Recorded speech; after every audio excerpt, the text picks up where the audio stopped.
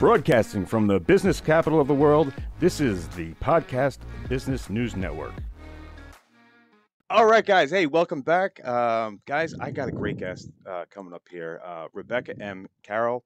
You know, she's the owner at the Coaching Educator, and we're doing this one. I know you guys, if you're listening radio-wise, we're doing this one on Zoom, on video, so you can go. Mr. Producer, where can I go to the archive or something and see this? They can see Rebecca live. They can go on LinkedIn. Well, not LinkedIn, TuneIn. They can go on iHeartRadio. They can go on Spotify. They can go on Apple Music. Just type in Rebecca M Carroll, right? And then yes. Again, okay, cool. So, all the way from Boise, Idaho.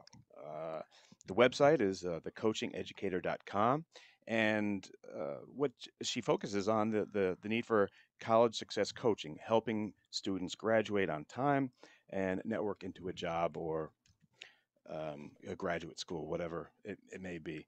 I'm real excited because she's a great guest. Guys, with no further ado on the Rebecca M. Carroll Show, it is the one and only Miss Rebecca M. Carroll. Hey, Rebecca, how are you doing? And it's nice to see you. Nice to see you. Yeah, I'm doing great. It's really busy right now because, of course, athletes. And I know that there was a lot of interest last time about athletics. And there are some things that athletes need to know. And one of the things I really, really recommend is as soon as you can, oftentimes I have my ninth graders get right in and fill out the form for the NCAA or the NAIA because they keep going up. So you can fill it in. There will be pieces that you can't fill in yet because you've never taken an SAT or an ACT. There'll be things that are required that will make you light up. And that's one of the biggest errors I see. People go in, they fill in their name, they fill in stuff, they answer a few questions, and there's a couple of things that you have to do, especially NCAA requires that you watch a film, requires that you request from your school counselor your transcript. It has to come from them, not you. And you have to take your SAT or ACT. And that's always should I take it earlier? Should I not? Most of my athletes, I have them take in the middle of their junior year, a little before most juniors take it. And that's only because you do not light up on the end for the coaches. So if you don't have your scores in there, they don't see you. So kids are wondering, why are my classmates getting recruited? I'm a better athlete. It's because you haven't lit up your own website that's within NCAA. Rebecca, does the PSAT does not count. Doesn't count? Doesn't count. So, and it's challenging. I'll say I wasn't the greatest student. So, and my son who ended up getting recruited, he did not want to take an SAT. We were actually looking for schools that didn't require it, and he got recruited. So he had to backtrack and take a class, and he passed with what they required. So It's important for you to be on top of that. And it's important to understand that process. The other thing that is happening, a lot of kids just say, oh, I want to play for this school. Well, that's great, but do they need your position? So that's a lot of what you do with recruiting. It's not just, when I look at recruiting kids, we're looking at sometimes 88 schools because we need to look at who was recruited last, when, because you can actually tell, oh, they wouldn't even need you. They just recruited in the last 2 years 7 people who actually are doing your what position or whatever, right? They yes. Yeah, okay, got you. That's a key thing. And the other thing is huge. You have to understand, and this is kind of one of those dilemmas, is that there are several sports that have been cut. So 57 tennis programs have been cut, 29 golf, 25 soccer, 24 cross country, 23 swimming and diving, 22 basketball teams, 18 volleyball teams, 18 track, 10 lacrosse, 10 baseball, 9 softball, 7 gymnastics, and 48 others. So schools have pared down.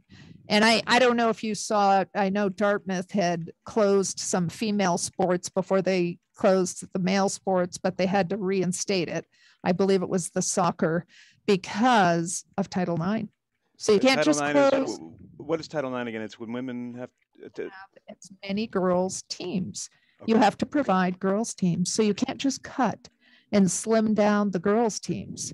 So that is another thing to take into consideration is that several of the schools who previously had sports that you were looking at and wanting to get recruited for had been dropped. Wow. And they're not going to come back for a while if they do. Rebecca, are you seeing our women's sports? Are they being recruited more or less these days? I think the same. Oftentimes it depends on the sport. Soccer, they tend to recruit pretty early, even though they're not supposed to. I mean, let's just say out loud, they're not supposed to till junior year. Okay. Gotcha. Yeah, but I'm sure they're looking at your son when he was a freshman, probably. Because this has been a problem. Just because you have been told in your sophomore year, and oh yeah, we want you, and it's a verbal, and I don't care how direct the coach can be with you, that means nothing, because if you don't get the score they need, they'll drop you like a hot potato. And I think it's in some ways a good lesson for students to learn that, yes, I'm interested and thank you for being interested, but I am not allowed to sign on the dotted line or even think about a verbal means nothing. So it's important, and they do pressure the kids. I've seen that a lot. And so then kids feel like they have to go to a certain school when they got a better package at another school. So it's important to really help your students say, by having someone like you. Well, and just know that they shouldn't be, a verbal means nothing. Because I have seen kids who thought they were a shoe in and they did not get the score. So it's important to make sure that you're getting the score that is required for that school. It's important to look at the positions. And do you match the people who have been recruited? Because if you're 5'9" and the girls volleyball team, the last people in your position they recruited were all 5'11" and 6'1", that's something to take into consideration. I mean, we aren't all Doug Flutie's, what I'm saying? I love you. I love that you just said that. Doug Flutie was 5'9", and he was. How did he see over the line? I don't know, but Rebecca, you know your stuff. Time. And he was very bright, and you have to take that into consideration. He went to a school that actually valued, BC's is a very academic school too, isn't it? But they get tutors and all that. We have. Yes, and that's valuable. So I wanted to at least say that is get in there, fill out the form, take your SAT, but don't take it without studying. I mean, that's the silliest thing that you could ever imagine. What do you mean, Rebecca? Take a course, you mean? Take a SAT course? No, I would just, I mean, you can study online, you can go on Khan Academy, but really put effort into it. You do want to have at least the minimum, the average, and then understand that most coaches will expect you to take it again. But at least because you do not light up, and coaches can't contact you unless you're in the NCAA or in the NAIA. I see. So, they'll ignore you. So that is the first process in understanding. And the other thing is, and this I have come across so many times, I can't even tell you, the classes. You need to make sure. Many schools have gotten very, very creative with their sciences and things like that. And I am all for that. But if the person who's responsible for submitting those courses for approval for the NCAA and the NAIA, if that hasn't happened, they don't count. So you have not fulfilled what's required. So I have noticed that, and I've had to backtrack and have these 9th grade courses, call the school, talk to the person who's supposed to be submitting these new classes. So you need to be very, very careful. So like, for example, I had a student take an environmental science class. It wasn't approved by the NCAA. Oh. You literally, if you invent a new class, if you have a new class, you have to submit it for approval. And if it isn't, then you haven't fulfilled the 3 sciences or the 4 Englishes. So you have to be careful. So I really caution my students to make sure, number one, find out who is the person that is connected to the NCAA. It's usually a counselor, a school counselor, and it's usually only one of them. And to make sure before you take anything creative, and unfortunately, tech schools, there's so many opportunities. Many schools are doing these very, very cool tech programs, which I love, but those don't always fly with a D1 school. They don't count, So right? they won't even look at them. Wow. So Wow. you You, have you, to be. you know so much that people need to know this, and we don't know this stuff. It's what you don't know, what you think you know. And so oftentimes people call me when it's a problem. You know, it's important to, call me before so you could get this all set up and it's less stressful. Right. And that's the important thing, is looking at especially the positions. I can't even tell you. And you should be watching their games and understanding, a little bit about the team. So it's highly competitive. There are more students looking to be athletes. So it's important for you to kind of set yourself up. And I have seen several kids recruited in senior year. A lot of people think senior year is too late. It's not. It's not, if you have all the right things. If you got all the boxes checked, it's Mr. Producer, you have some instant feedback, or Yes. what do you got? I'm looking at some of the ones that came in from last week. We have Jason from California, and I believe he goes, for students that have a hard time focusing on things, what are some ways that you've seen to enhance someone's ability to stay on task? That's me, by the way. That's me too. And you too. So the key things to do is, trying to eat well. And most college athletes or just most, when you get to, let's not talk about college athletes. Let's just talk about the average person. Okay. You really need to eat better. And if you do have focusing problems, it is true, the less, the more you eat naturally, the better. You don't have to be vegan or anything, but you really need to be watching out. A lot of kids are very underweight. I know that we have a problem with obesity in the United States as well, but there are a lot of kids I work with that are, 30, 40 pounds underweight. And so it's important that processed food, if you go 2 weeks like without a fast food type thing, is that what you mean? I'm sorry, what? Is that like a fast food? Is that processed? Is that like or just like macaroni and cheese and okay. Things like that. So the more that you can eat natural, waking up at the same time, getting exercise in the morning, that is key, and also being organized, color coding things, getting all your syllabi. And it's very interesting because when I work with, it's called executive functioning, and I do this a lot with students. And one of the questions, it's very similar. Do I work with students to help them stay organized, approach their exams and all their test dates and everything? Yes, it's called executive functioning. And what I do is I help them stay organized. I help them color code things. I help them utilize notes that are important and going over their notes. A lot of students, they don't know how to write notes.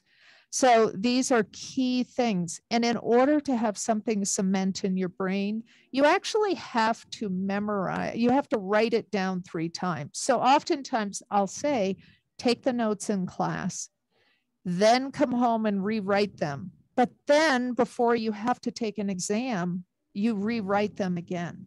And it will really cement in your head. That's a great idea. So those are kind of those key things. Even today before the show, because I have the fabulous studio I'm in, and Brian, it looks nice, who by the way. I like it. And, he was like, do you need your papers and stuff? And I already wrote it down. If I write it down, it cements in my head. And that's the challenge, because a lot of kids bring their computers to class and they start typing their notes. That doesn't help. So the actual act of writing and moving your hand and putting something down on paper is called active learning. And active learning is very, very helpful.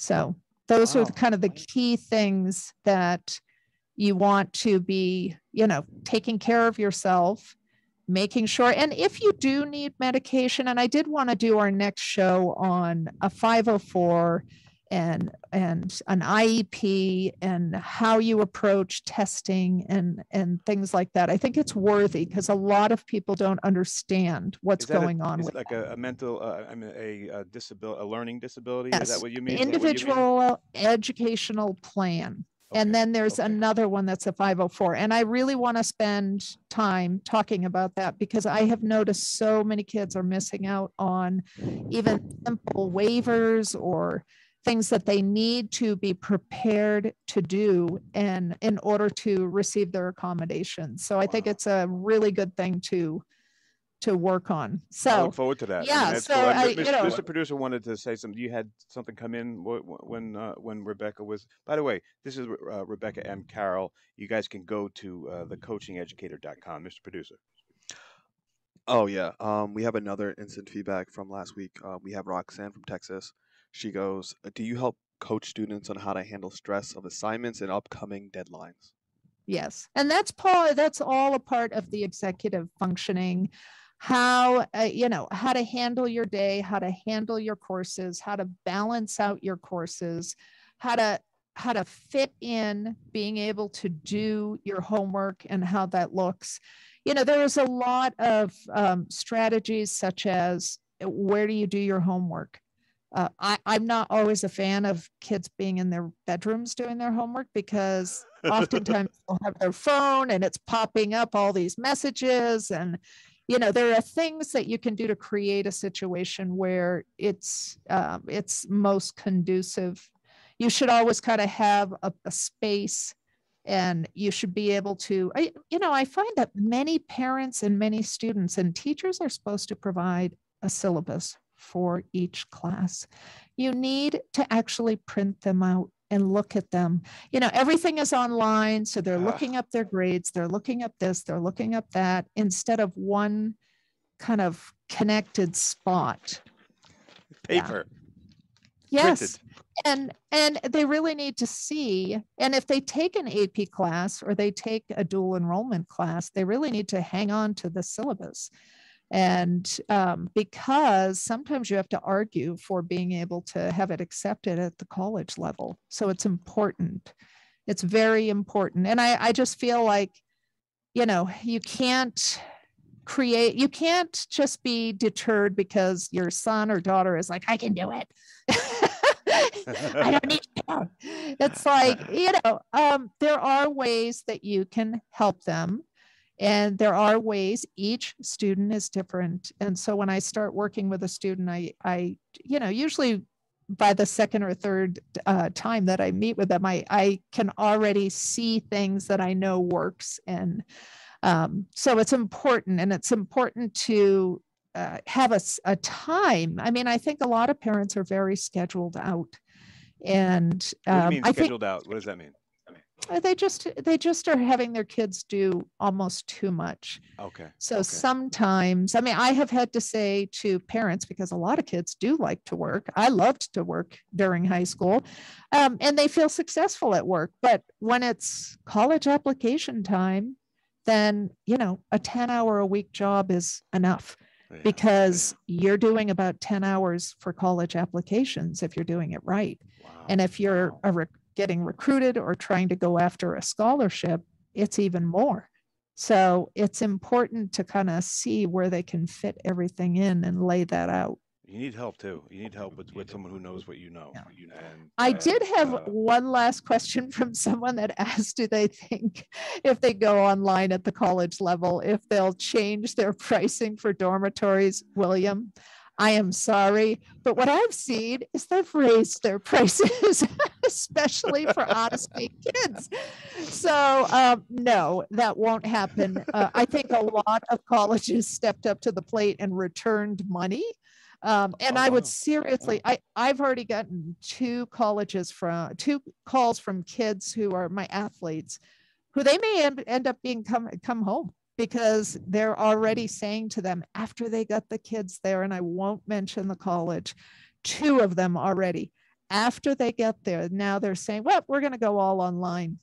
So there's a big resistance to that for athletes, and there's a big resistance. The largest population right now that do not want to take the vaccination are athletes. They do not want to. So, it's like they're going to have to make some tough decisions. And I think you're going to see athletes walking out. Really? Yeah, I think you're going to see they do not want to be forced online. Most of them are hands-on learners, and that is the worst. So it's going to be very interesting this year. You get your work cut out for you. Rebecca M. Carroll, guys, what a great guest. Thank you so much for coming on, and I love picking your brain. Man, guys, go to thecoachingeducator.com. Rebecca M. Carroll, thank you so much. I can't wait to hear the next show, okay? All right, bye now. Okay, bye, Rebecca. Be right back, guys.